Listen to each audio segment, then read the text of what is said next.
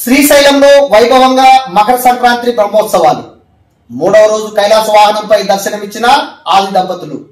నంద్యాల జిల్లా శ్రీశైల మహాక్షేత్రంలో మకర సంక్రాంతి బ్రహ్మోత్సవ సంబరాలు అంబరాన్ని అంటాయి. మూడవ రోజు బ్రహ్మరాంబ సమేతుడైన మల్లికార్జున స్వామి కైలాస వాహన సేవలో భక్తులకు దర్శనమిచ్చారు. ఆలయం విద్యుత్ దీపకాంతులతో మిరిమిట్లు గొలుపుతూ భక్తులను ఆకట్టుకుంది. ఆలయంలో ఉదయం నుండి అర్చకులు, వేద పండితులు ప్రత్యేక పూజలు నిర్వహించారు.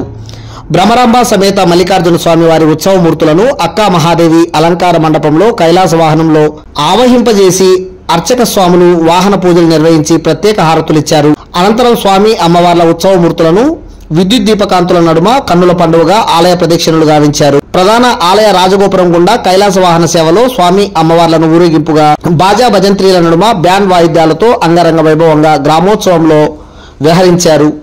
కైలాస వాహనంపై స్వామి అమ్మవార్లు క్షేత్రపుర వీధుల్లో విహరిస్తుండగా భక్తులు అధిక సంఖ్యలో పాల్గొని కన్నులారా దర్శించుకున్నారు. ఉత్సవమూర్తుల ముందు కళాకారులు, కోలాటాలు, డప్పు వాయిద్యాలు, ఆటపాటలు, నృత్యాలు భక్తులను ఆకట్టుకున్నాయి. ఈ కార్యక్రమంలో ఈవో శ్రీనివాసరావు, అధికారులు, పెద్ద ఎత్తున భక్తులు పాల్గొన్నారు.